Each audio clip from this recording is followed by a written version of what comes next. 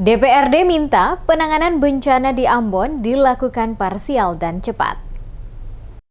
Wakil Ketua DPRD Kota Ambon Rustam Latopono meminta agar penanganan wilayah terdampak dilakukan secara parsial dan cepat lintas lembaga. Mengingat beberapa infrastruktur yang rusak akibat bencana menjadi kewenangan pemerintah provinsi maupun nasional. Berdasarkan hasil peninjauan lokasi terdampak bencana, Wakil Ketua DPRD Kota Ambon Rustam Latopono mengusulkan penanganan bagi lokasi terdampak bencana harus dilakukan secepatnya. Latopono mengemukakan untuk penanganan korban terdampak bencana, pemerintah Kota Ambon bisa memanfaatkan pos dana tidak terduga yang dianggarkan dalam APBD setiap tahunnya. Dijelaskan, setelah melihat lokasi dan warga terdampak, DPRD bersama OPD terkait akan mengagendakan rapat lanjutan untuk melakukan penanganan wilayah mana saja yang mendapat prioritas penanganan secara cepat dan berkelanjutan berdasarkan pemetaan. Politisi Partai Gerindra ini juga meminta pemerintah Kota Ambon untuk sementara tidak menerbitkan izin pembangunan, terutama pada wilayah yang berpotensi mengalami bencana seperti di area bantaran sungai dan lereng bukit. Soal infrastruktur yang rusak, akses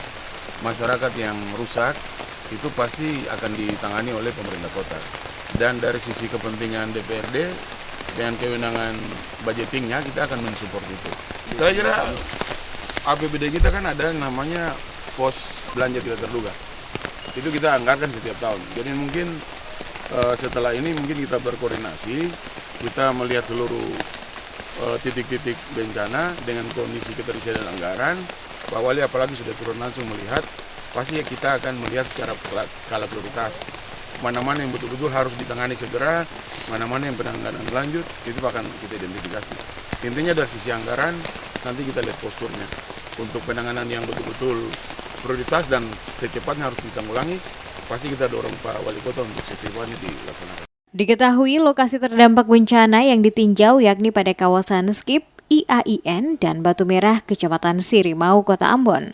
Selain meninjau lokasi terdampak, rombongan juga mendatangi lokasi pengungsian sementara serta meninjau proses pengerukan sedimentasi di Sungai Waisalak, Desa Waiheru, Kecamatan Teluk Ambon. Akibat intensitas curah hujan yang cukup tinggi sejak 19 Juni hingga 11 Juli 2022, berdampak terjadi musibah banjir dan longsor melanda Kota Ambon, Maluku. Data BPBD Kota Ambon per Selasa 12 Juli 2022 menunjukkan terdapat 79 rumah warga dan 1 jembatan rusak akibat banjir dan longsor selama 2 pekan terakhir akibat diguyur hujan lebat. Banjir dan longsor di Ambon itu berdampak langsung kepada 1.153 kepala keluarga di 5 kecamatan di Ambon. Akibatnya, 4.706 warga terpaksa mengungsi. Titik banjir di Kota Ambon tersebar di 20 titik yang mengakibatkan 831 rumah warga terendam. Sedangkan musibah longsor tersebar di 157 titik di Kota Ambon.